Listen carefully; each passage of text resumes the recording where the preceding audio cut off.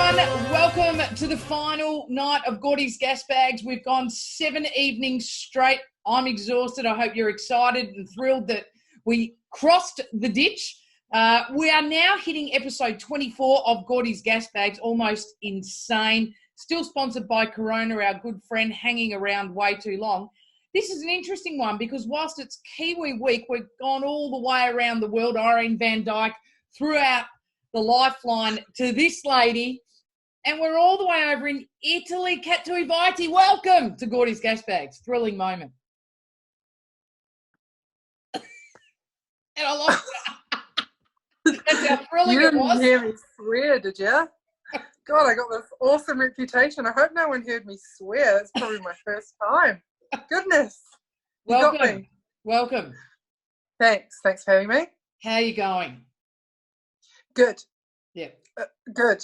I mean, it's rubbish. I like to see all the positivity. You know, everyone's getting really productive and doing stuff, and I don't really have time for that. I can't bake because then I'll just eat it all because I can't give it away, and it's this downward spiral. So we're just chilling.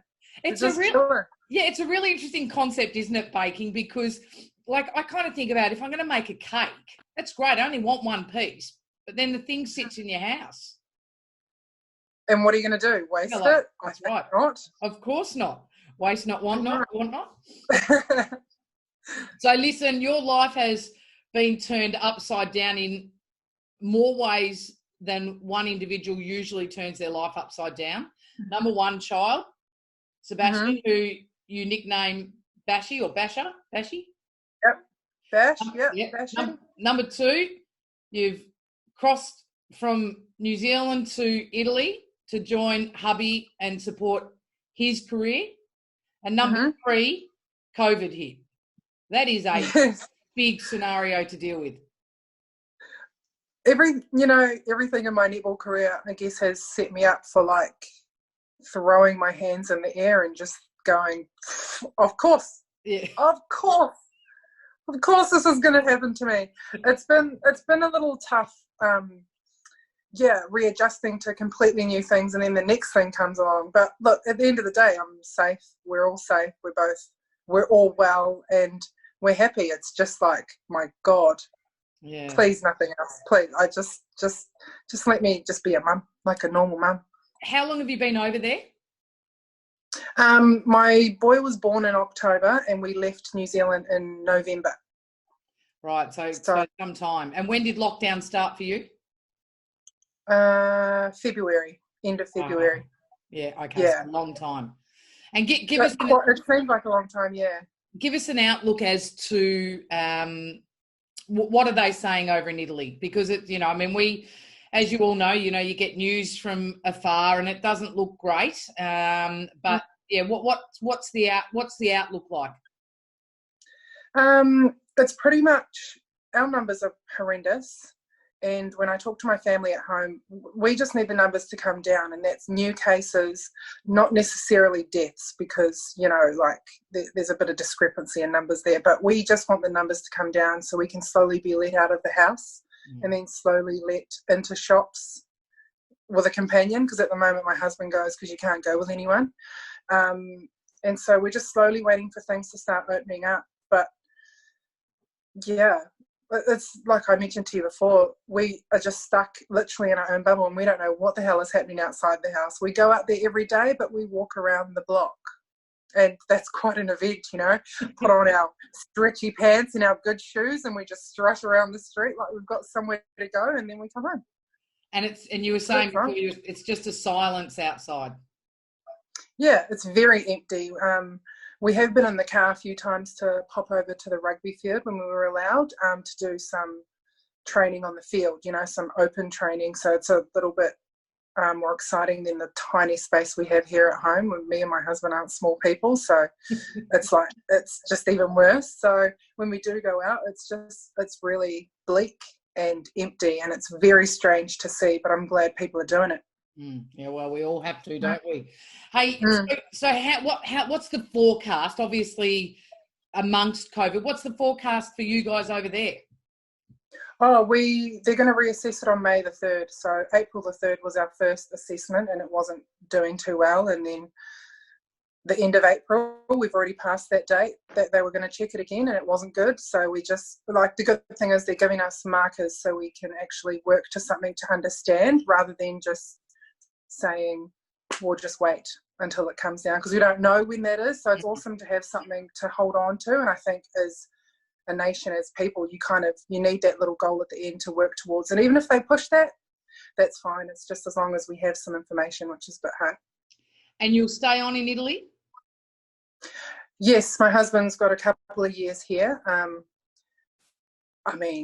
Did I want to run away at the first sign of danger? Of course. There's a tiny human in my care. Like, we're out of here. Like, I'll have to get a new husband. I'm so sorry. It's been great.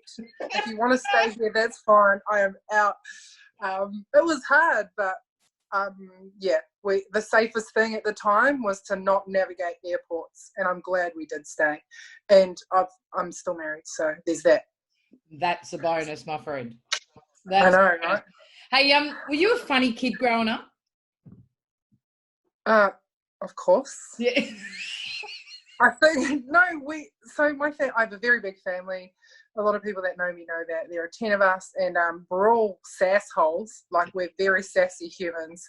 Our group chat is revolting, and we just have the same kind of humour. But we are very quite confident and loud people, and so we are extremely sarcastic, and we throw it around the room. So my whole family are like me, if you can believe it. But no, I can't believe that at all. That would be a great, not even just a documentary. It should just be we should just sit inside your family home and watch a half-hour special. It'd be terrific.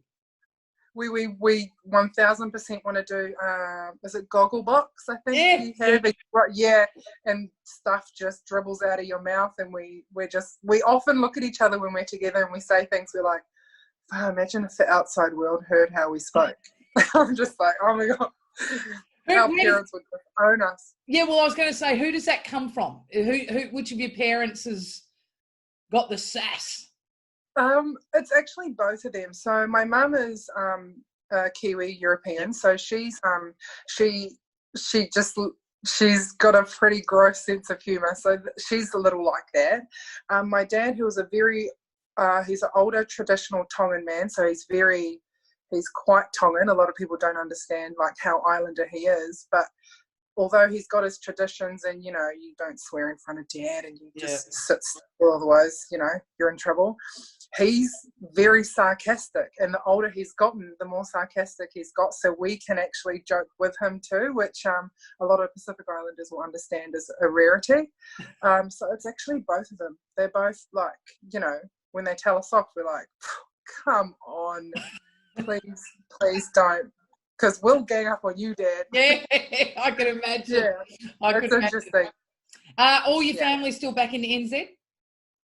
No, I've got a couple of sisters in Australia, and a brother in Australia, and a brother in America.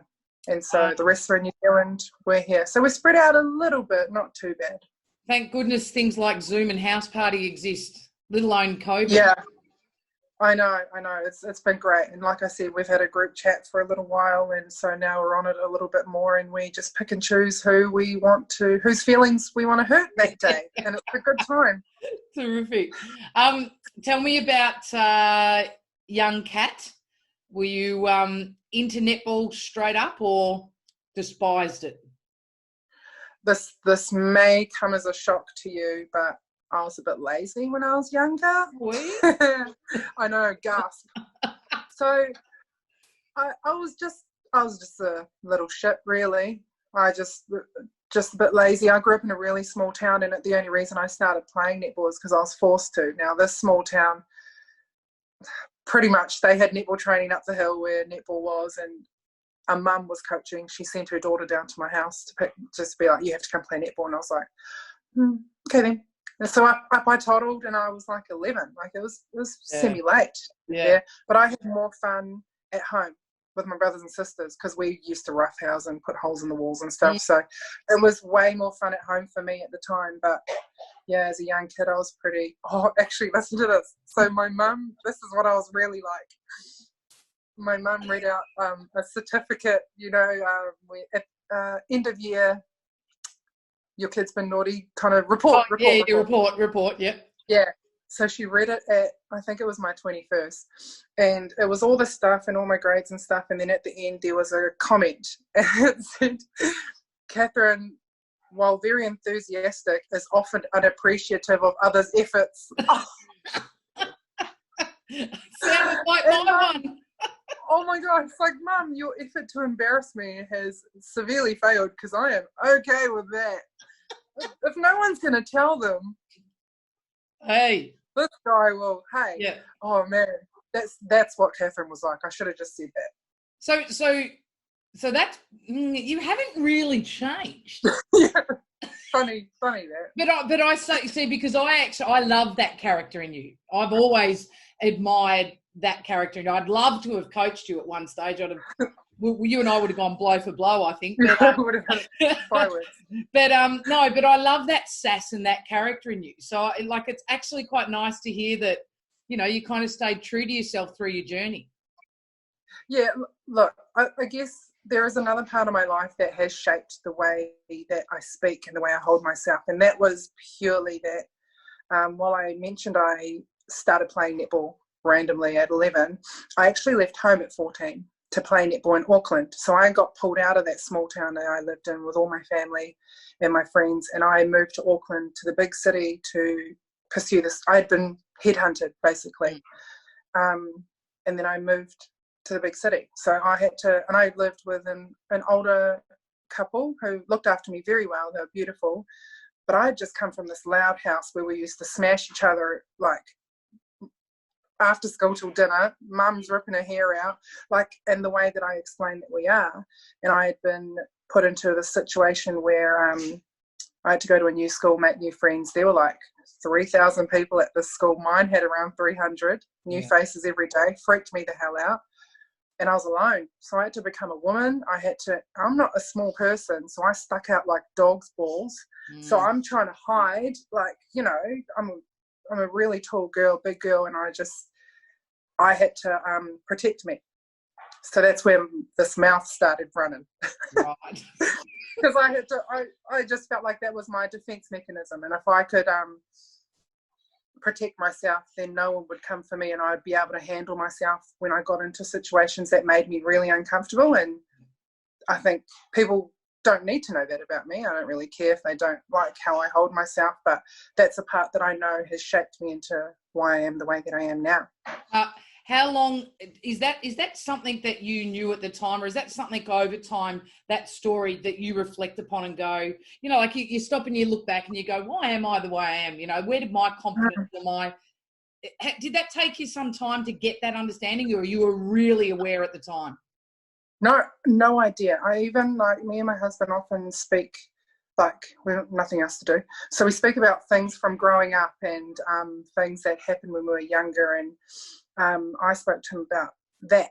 And I said to him, for as long as I can remember, I cast my mind back, and I can't for the life of me figure out why I didn't just leave. So my hometown is the Upper North Island. So I'm from the very tip of New Zealand, and Auckland is about 3 hours away. I could have gone home. It wasn't like I was in another country. I just rang my mum. I cried a lot, for the first year, because I was incredibly lonely. I didn't know how to handle this new situation. This place is bigger than my town, this school. And so I didn't really know how to handle all that. So I just cried. I never let anyone see me because I'm a stubborn little shit. And I'm like, no, I'm fine. I'll be okay. Yeah. I hate this. So I still, as an adult, cast my mind back I remember those feelings, but I don't remember why I didn't throw it in.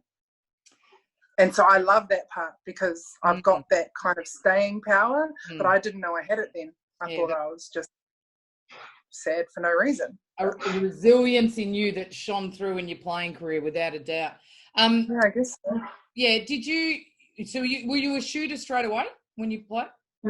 I was a bookend, like I was goal keep, Yep. goal shoot, just Yep. I was taller than everyone else. But I played a lot of goal keep all through high school. So for you to have been headhunted, let's say, and moved to the big city, to accept that offer, you obviously at that point of time in the age of 14 had grown some sort of love, passion for the sport. Is that right?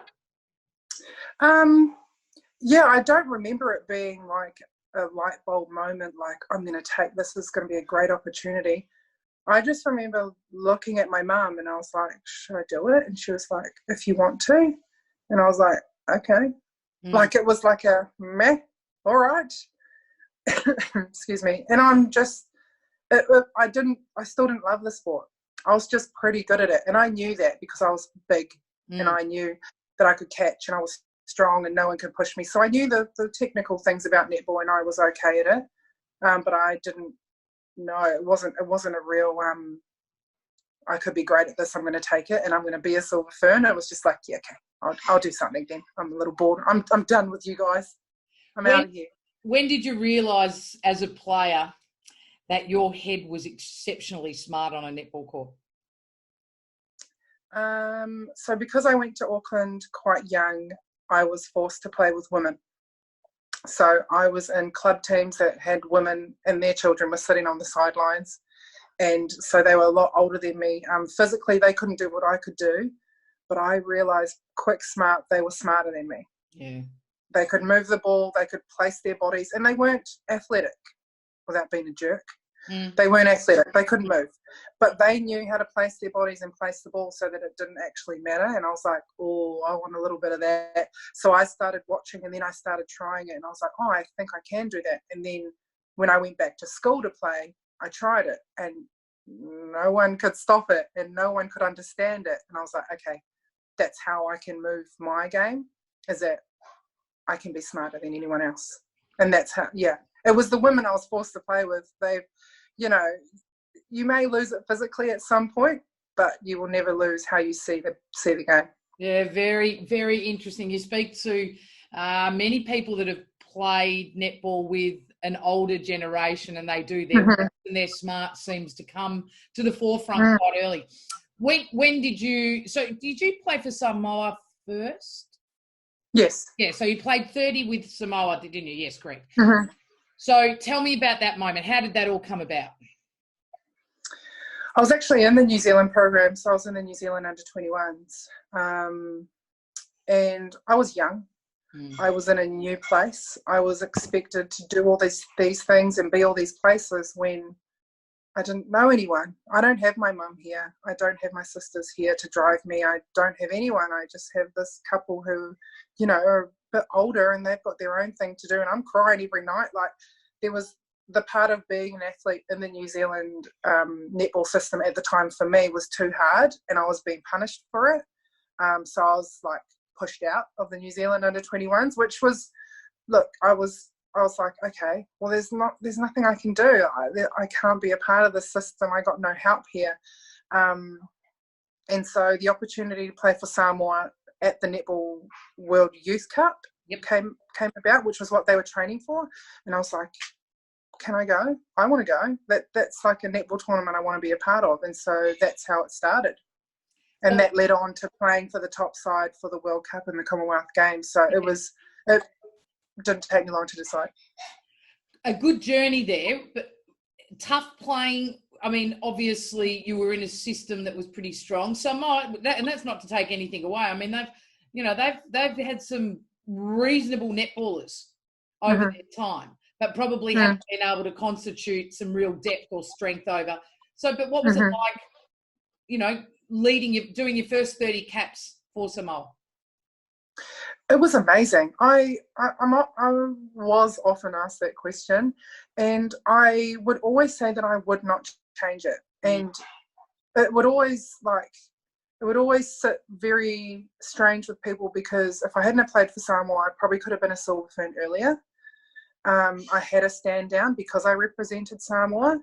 And so while that put me back around 4 years, I got to play against like Liz Ellis. Like, I got to go to these pinnacle events that I never would have gone to. And I think actually I played goalkeeper against Romelda at a friggin' pinnacle event. Jeez. Some things I do wish I changed, actually, now that I get it. No, I got to do some stuff that I would have been just watching on TV. And it helped me appreciate what it was to play against such good players and what it was like to play in a completely different colour, because I was barred internationally, but I was still playing, what was it called, ANZ, before it changed. Yeah, so we were still playing against, Aussies and stuff, but I went to this event and played against the same Australians, and they were wearing a different dress, and I'm like, Jesus, you're different, aren't you? So it helped me understand the levels and where I was and where I wasn't. So look, it put me back a little bit, but I probably would make the same decision having the same information again. Yeah, interesting.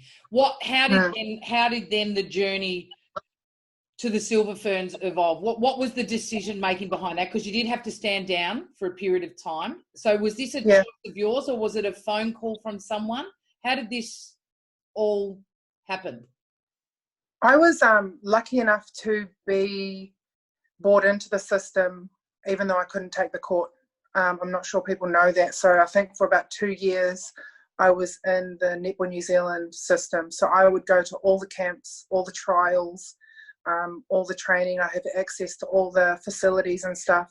However, I couldn't be selected, which was tough because that's what I wanted. But it was great because I didn't really have anything like the feeling of not knowing if you're going to make it, that anxiety, and you're like, oh, am I good enough, or am I doing what I was just turning up, I was playing, and then I was leaving, and I knew that was my job. So Netball New Zealand and Ruth Aitken at the time really took a chance on me and brought me in and groomed me. So I don't know if people knew that Netball New Zealand did that, but it was great, and they taught me heaps of lessons, and I got heaps of kicks up the arse, and it was awesome to be in it and just see what it was like. And that was, I think we went on a camp that almost killed me. I was in a room with Bubby, and every day I'd come back and just lie down, and she'd just come and check on me. They put me in a room with Bubby because they knew I knew her the best, and they knew that I was going to die. And so she would just always check on me, and I'm just like, I'm all right. We went to the Gold Coast, so, okay. Not only did the actual training kill me, but I'm not a nice person in the heat. It was hot. So it was experience, but it was cool. When you say, you got your ass kicked, who kicked your butt? Who did kick your butt inside that environment? Everyone. The players, because I was there and nobody really cared that I wasn't going to make it. So when we were playing, the technical side, the professionalism of as small as turning up to meetings with your book and your pen, I would just turn up, my hair's all over the shop. I'm just like, to care, to show that you do want to be involved. And I just really had to step up a level, just starting from the ground, just all the little things. The trainers, they were like, you cannot play very long if you're going to look like that. And so it was like the hard-hitting stuff that, I knew I didn't look like everyone else, but they shone a light on it, and they were like, you have to change. And so little things like that made me grow up. I get a sense, and you can tell me, and I'm sure you will, if I'm wrong. We've established that. Yeah. I imagine that you would need to have a coach that really drove you, or that, I mean, you would respond with real respect to a coach. I feel like not just everyone could step in and coach Kat for some reason. I don't know why but I just sense that. So I'm going to say that that's the case, and I'm going to ask you, in your career, which coach just stands out for you that got you, that understood you? I think that's the common misconception about me because of the way I hold myself and the way I speak. But I feel like I don't think I'm uncoachable. I want to try everything. You can see when I have the ball, I'm like, yeah. Like I just want to try. I will try everything. I think what makes me quite difficult, to be honest, is that I am a question master. because like I do this with my teammates as well, my peers, because if you, Sue Gordian, are asking me to do something, I need you to make me believe you that it'll work. So if you ask me to do a triple somersault before I take a shot, I'll ask you again. I'll shoot it back at you, and if you bring it to me and you're just like, no, it'll work, I'll be like, here we go then. So like, if in that short instance, I will send it right back, and a lot of people can't take that, like, oh, fine then, don't do it. And so I think that's something that has actually plagued me, and it's come across quite bad. But in my head, I'm just like, fight for what you just said. Like, tell me you believe what you just said. And that's how I take it, but it's gone haywire a few times, and I couldn't understand why. Yeah, okay. And that's going to explain a lot to, not everyone has that perception. I don't know that I don't want you to misunderstand what I was trying to say. I actually see that in you. That's what I'm saying. As a player, I feel like, no one's going to pull the wool over your eyes. Probably that's the best way I can explain it. Whereas, other athletes will believe in anything. I feel like you've got this, there's a part of you that says, well, I'm prepared to do it, but, convince me otherwise or whatnot. So I see that. So can you tell me a coach then that who did you really admire during your journey? I think one that stands out quite strongly is Yvonne. She's a coach so the realization of what I was doing to people, like, what do you mean? Just hold longer. Is that how you would say it? Yeah. Love it. What do you mean, just hold longer? Pass the shit. Okay. So Yvonne, of all people, she's so studied and she's so particular and she's so sure of herself that whenever I can cast my mind, it was a little while ago, when I would ask her a question, she had an answer and she believed the shit out of it, and she made me believe it. And so I will do it. And I think that for me is like a core value of mine, is like trust, is like making sure that she knows what she's talking about. And yeah, she's a strong one. What about players then? So through your Silver Fern, your time there, both, 20 tests, but as well as the time that you spent training in the environment over that period of time, who as a player or players did you align with, I guess? I think Temepara is definitely one of the ones that ranks quite highly, and like I'm a super fan as well, so it comes across quite biased, but anyone that you will come across that has had the privilege of playing with her will only speak good things of her because of the way she leads, even if she isn't a leader, and the way that she sees the game.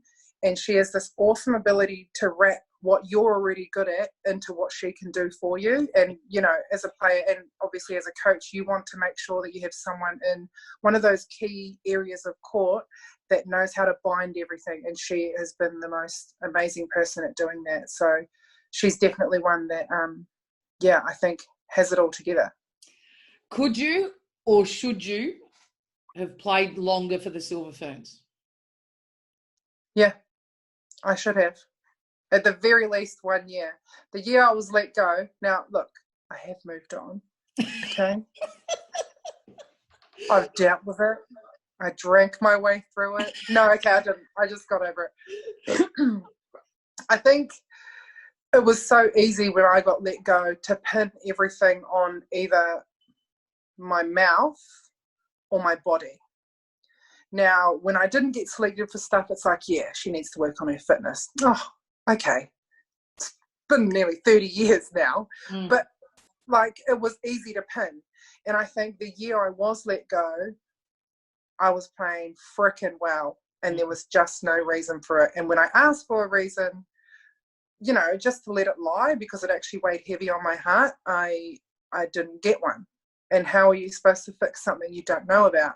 Yeah. So I actually am truly at peace with it, because I know what I did. I know how good I was at the time, and I know there was a mistake made, but I can just live with that because I tried. I friggin' tried. Yeah. And that's okay. And that was, am I right in saying you were with the Pulse at that time? Yeah. Yeah, I was. And So, that was cool for me because I got to play a brand of netball that I hadn't played for a really long time, which was like a creative, really unassuming type of netball that I knew I had, but I just couldn't play in the team that I was in. And that's, I don't mean that in a mean way. It was just a style that I hadn't played for a long time. So we got down there and historically took the Pulse to the grand final. So I like to believe I was a part of that. I like to believe I was a part in shaping how that went, but it still wasn't good enough. And there was a reason why I left the Mystics after 300 years, and that was because I knew I needed to change something, and it still wasn't good enough. So what do you do? In your mind, without a doubt, you were at your absolute best, weren't you, at that period of time? I was the best at the time. Yeah. At the time, I wasn't at my best. I always find little holes in things. As confident as I come across, I do know there are things that I could have been better at. But at the time, and what we were leading into, I was the person for the job, and apparently I wasn't. So again, I'm so confident in what I did that year to be picked that I can let it go. So why come to the Adelaide Thunderbirds when you did? What is that? Just I need to dip my toe in something different again. I need to challenge myself further. Yeah, and Suncorp Super Netball is the best. I'd watched it. I'm a friggin' nerd burger. I watched all of it from New Zealand, every game. Commentary off, obviously, on some of the games. You love my commentary. Come on. I do. Not too bad. Home Alone. Okay. And so I would watch it and I was like, man, I want to be a part of that. And the opportunity came about and I was like, you know what? I've been here. I've fought my way in. I lost my way. I'm apparently not good enough to make it anymore. What am I hanging around for? My husband's on the other side of the world. I'm here to prove a point. And I'm not allowed to prove that point. So I'm going to do whatever the hell I want. And I decided to sign with the Adelaide Thunderbirds. So that was just all me. Yeah, and I know it's hard to probably look back upon that time and go, oh, I don't know. What did you gain? Because, I mean, you had the injury and, I mean, because we were so excited, you know, like to have you in the league and to see, you know, again, I'm all about the characters and, you know, the bit left of fielders that can bring some light to the product, you know, and I thought you were going to be front and centre of that. And it was a tough year for Adelaide and they'd been on a tough journey. So I guess what did you take away from your time there? It's really hard to say. I signed with the Thunderbirds on a Wednesday and my knee went 2 days later. It's really, I felt bad. Like I felt bad for the Thunderbirds. Honestly, as soon as my knee went, I knew, even though I'd never done it before, I was like, there's no way that ACL was still in there. I felt bad for the Thunderbirds. I felt shit that I had taken a spot. Like that's where my heart went pretty quickly. I felt really bad because I knew the journey they had been on. I'd been talking to everyone over there about why I wanted to come over there and what my purpose was. And then that happened. But I think to be a part of it was I wanted to see if the style that I have that has worked in New Zealand would work in Australia. And I wanted to see if I could maybe not show everyone else how to do it, but just to see if we could get that type of style maybe going a little bit more in the world. I think it's a little bit different. And I've said this before, but I think different scares everybody. But different. Yeah, it is. But God, man, what haven't you learned? Anyone different and you're out the window. Yeah, exactly. So I just wanted to see if I could maybe, be a part of that, be a part of a little bit of change. And then my knee went. So that was tough on the heart, to be honest. Yeah, I can imagine. Yeah. If you look at Suncorp Super Netball now, I presume you're still a nerd burger and you'd continue to watch it from a distance. If you could jump on the netball court as a goal shooter and have someone alongside you, who would it be? I like the way Steph Wood thinks. I think say that. I feel like I can see what she's thinking, which is really strange. I like Yeah, Steph would. Yeah. I feel like I like the way she thinks. I like the way she plays, obviously, but I feel like there's structure and purpose to what she's doing, and it's sneaky, and I'm into it. Yeah, I can imagine. What about if you had to line up defensively against someone that would be a real challenge for you in Suncorp? Who would you love to take on? I think Shamira would be fun to play. I've played her before. Yep. I've played her before, and she was a little bit younger. She's picked up a lot. She's like incredible to watch. But I'd like to play against someone like her who's so rangy and arms out, takes up half the friggin' circle. But yeah, to get someone like her, I think on the back foot would make me feel good. So I'd take someone from the top, and I feel like it's her. Good job. You and I share a little bit of Scottish love together. Yes. Yes, you spent some time over playing for the Strathclyde Sirens in the English Super League. I have just come back from there doing a little bit of work with them. Mm-hmm. How cool are they? I love them. Oh man, it was so cool to get over there. There's such nice people. Hey, Yeah, I can't understand 60% of the people that talk to me. However, correct. I did have a good time. Yeah, they're awesome. How did you cope with the weather? I know you said you don't like the heat, but that is cold. It is pretty cold, but I'd rather be cold than hot. It was very grey, and I think we laughed, me and Gia, who is from Australia as well, so she knows what blue sky looks like. So we walk around and it's very grey and it's very weird, and we look at each other and we're just like, everyone matches the sky, don't they? They're like glum and down, just like, man, you guys need a bit of sun through here. You're all looking see-through. So it's interesting weather changes, but no, Scotland's beautiful. Yeah, terrific. So life in Italy will be for some time to come. When COVID opens back up, because I believe, I've been watching on your social feed, you're keeping yourself active. So are you going to touch a ball again or not? I want to, because I'm a psycho and I just can't let things go. I had to get pregnant to retire, didn't I? Yeah. That's why I asked. I'm really curious. I can see something happening. Oh, I do want to play, but my God, like training's gotten easier because my husband and I have nothing to do, and he's a crazy freak and he makes me do physical exercise. Mm-hmm. I would love to, but I also don't want to come back and look like a dick. Yeah. Like past your date, hey, hun? I don't want to appear and I can't move, can't shoot, can't do anything. So I'd love to, but Italy, it's quite hard. They have no idea what it is. I'd have to go and play somewhere else. And I just really want to concentrate on being a mum at the moment, to be honest with you. It's quite important to me. I've waited a long time to have my own offspring, and he's here, so I want to give him my attention. And is he the best thing ever? He is pretty tall. He's cute. He's pretty cool. He is. He's ginormous. My God. Did you expect anything different? No, I'm only half surprised. He's killing my back because, he's still floppy like a baby, but he's the size of a 3-year-old, so that's tough.